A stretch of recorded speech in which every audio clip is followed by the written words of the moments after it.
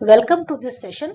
We will discuss about the principles of clinical examination of a patient, both principles of general physical examination and systemic examination. Individual lectures on GPE and systemic examination will follow. This is the usual sequence of clinical assessment of a patient. First, you take the history. Depending on the history, based on the findings of the history, you make a differential diagnosis. Then you proceed on to do the clinical examination of the patient, that is general physical examination and systemic examination, the principles of which are being discussed in this session. Based on the findings of your clinical examination, you confirm or refute the diagnosis that you formed at the end of the history taking. And now you have a revised differential diagnosis list. You will be surprised to know that as you gain experience, you start your journey towards clinical instinct.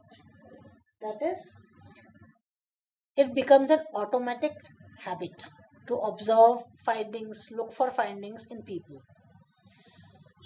Ultimately, you will catch yourself noticing for subtle signs in the people you see even on street. So with time and experience, your clinical eye will become your second nature, and you will find yourself noticing subtle diagnostic cues in everyday life. This instinctive, trained awareness is what sets a physician apart from others. This slide demonstrates the clinical instinct journey.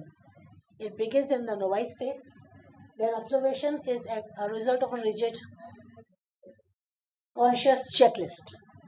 And as you progress through the transition, you start noticing for subtle clues in even everyday life, even the people who you meet in the street. And finally, you reach mastery, where observation is your second nature. And this instinct is what sets you apart from an average person. What makes you a doctor indeed. The primary goal of physical examination is to confirm or refute or refine the diagnostic hypothesis that you formed during your history taking. You are looking for the findings that either support or exclude your diagnostic hypothesis. Additionally, it allows you to detect any early asymptomatic signs which the patient has not noticed. And finally, to establish a baseline findings to monitor the progress of your patient's disease with time or as a result of your treatment.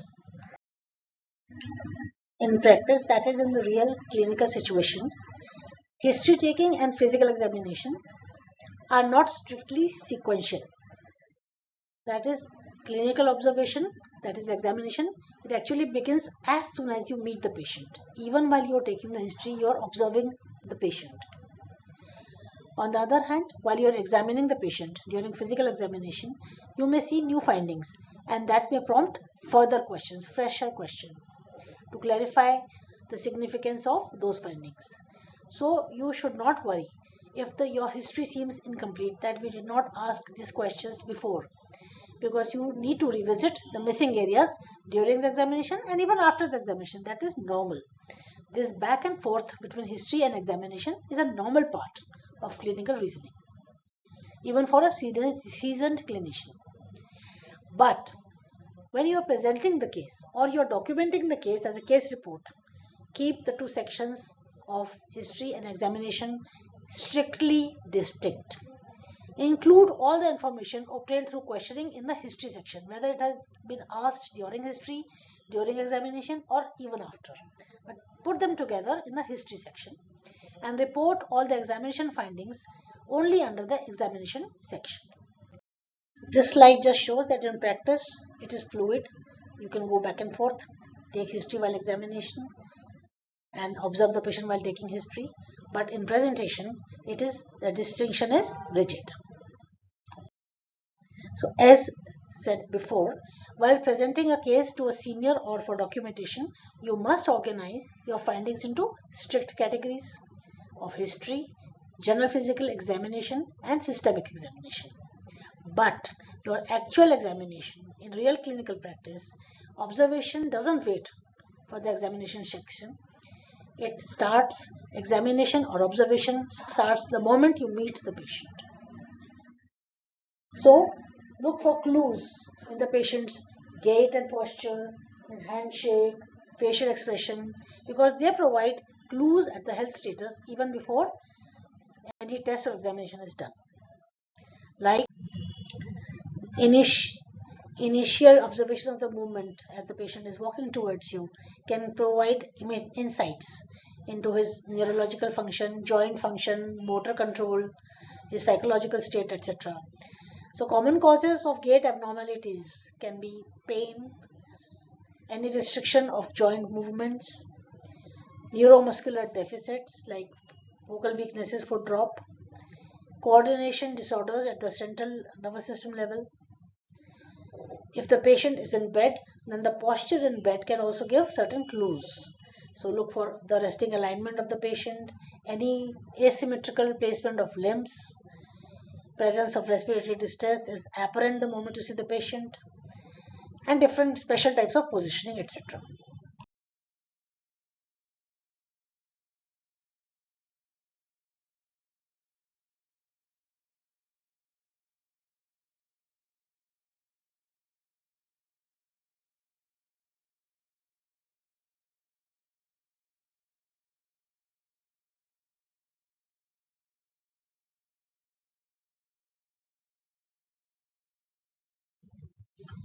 Continuing with the facial clues, always ask yourself if the patient is in acute distress or is looking toxic, and you have to present it also while presenting the case. Facial expression can convey the clues regarding the well-being of the patient, both physical and mental, and also non-verbal signs can give you clues. Inappropriate cheeriness may actually be masking for anxiety or depression in a patient.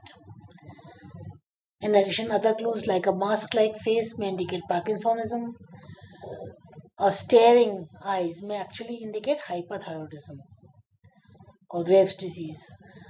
Dull, puffy, pale face with the periorbital edema may mean hypothyroidism. So you can ask questions while pertaining to these disorders while taking history, and do examination and look for findings which refute or confirm the clue that you had at the very first vision of the patient. So taking clues from grooming and clothing can also provide insights, like unkempt or soiled clothing if it is in younger patients. This could suggest severe psychiatric illness, that they are not able to take care of themselves, or substance abuse, or profound self-neglect due to some severe reason. In elderly patients, it can mean that they may be dementia or so much of physical immobility that they are not able to take care of themselves. They have lost their daily living skills and lack of support of caregiving. On the other hand, oversized or baggy clothes can mean that the person is trying to hide severe weight loss, is ashamed of this weight loss, or has altered body image and trying to hide it. It happens commonly in anorexia nervosa. On the other hand, tattoos and body art may indicate a need to look for also history of any blood-borne virus infections like hepatitis B, hepatitis C, HIV, etc. Asking for the symptoms and looking for signs while examining. And medical alert bracelets, etc. should immediately remind you of certain critical conditions like epilepsy, severe allergies, etc. So now we move on to clinical examination. What are the prerequisites you must ensure before starting the examination? The environment should be optimal. Ensure privacy, quiet surroundings, and bright light, preferably natural light. Why natural light is best? Because subtle color changes like mild jaundice, mild pallor are best appreciated. Otherwise, they will be missed if they are not examined in the natural light. Take informed consent of the patient. clearly explain the procedure you are going to do, and take verbal consent. Chaperone policy. When a male doctor examines a female patient, a female chaperone is essential. Especially if you are doing intimate examinations, a chaperone is essential even if you are a female doctor. Because this is to support the patient as well as to protect the doctor from later accusations. Expose only those areas which are being examined, and the other areas should be kept covered. With experience, you will learn to do that. Keep covering the areas that you have already examined and keep exposing the areas that you are examining. Infection control is very important. This is a summary of the prerequisites for starting the clinical encounter. Optimal environment, preferably natural light, informed consent, chaperone policy, dignity and draping, and infection control. The first step at any physical assessment is triaging. That is the patient stable or critically unwell? If they are unstable, stabilize them before a comprehensive exam.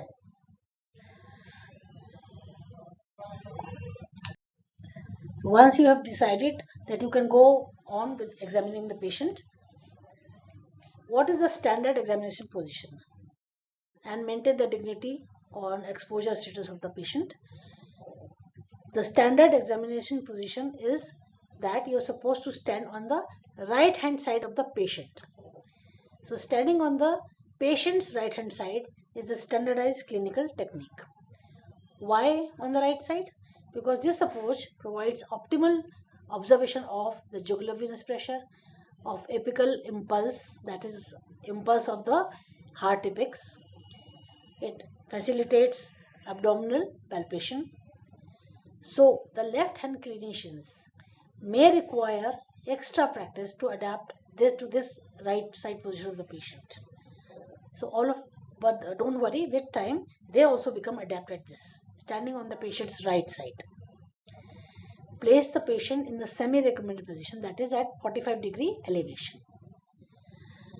But be careful, if the patient is in acute distress, if the patient has orthopnea, then try not to disturb his most comfortable position, or has peritonitis or already guarding is present in the abdomen, then let the patient have the most comfortable position. Maintaining dignity and exposure. So uncover only those specific anatomical areas that you are assessing. The draping technique. So you will continuously reposition the drapes to maintain the modest coverage between the examination steps. With experience, you will learn to do this flawlessly. This is once again to reiterate that the right-sided approach is the right approach, the standard technique for examination, and that note the elevation of the patient in a semi-recommended or roughly at 45-degree elevation.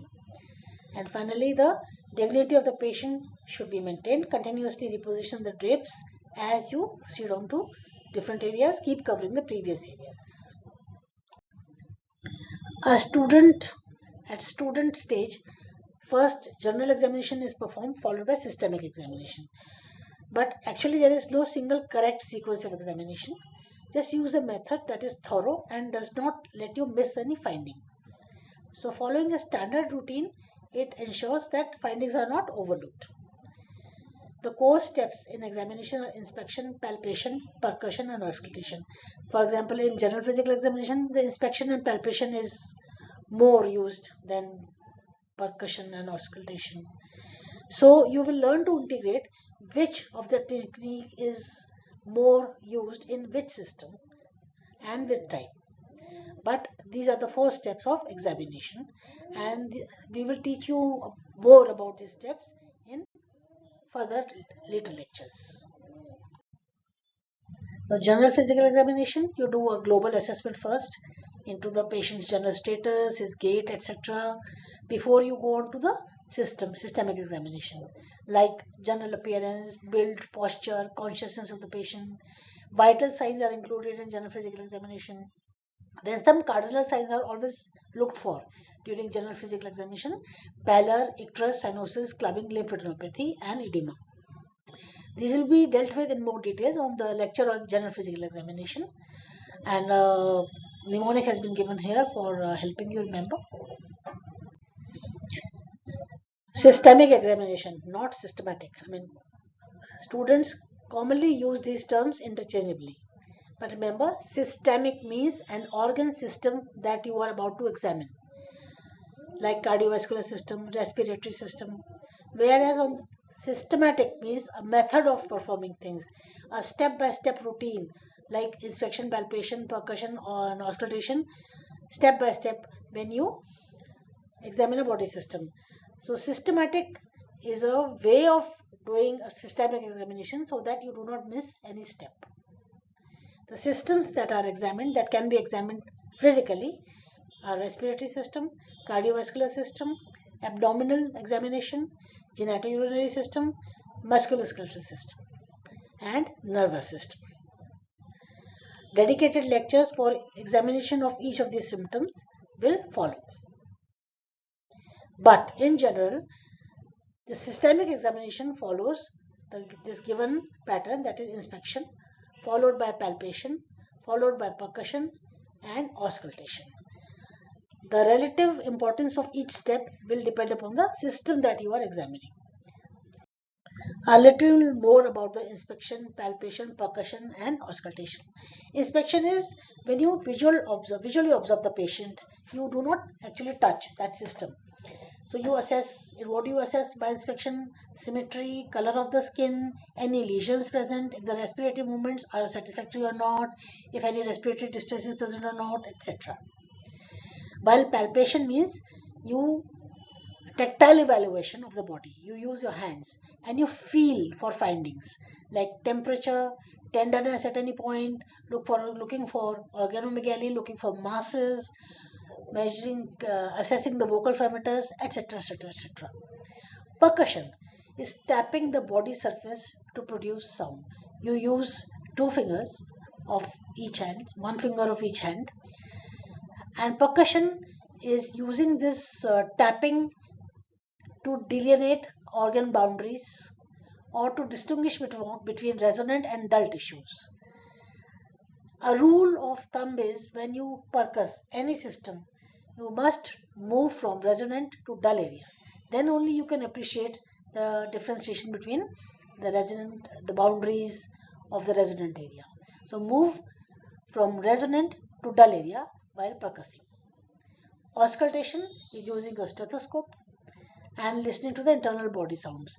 It is used to listen for sound of heart valves, to listen to assess the lung fields, abdominal bowel movements, etc. This is a list of things, the equipment that you must have before starting the examination. Remember, this list is not exhaustive. Some items are still being added to it. So create your own list and create your own kit which has all these things. Thank you.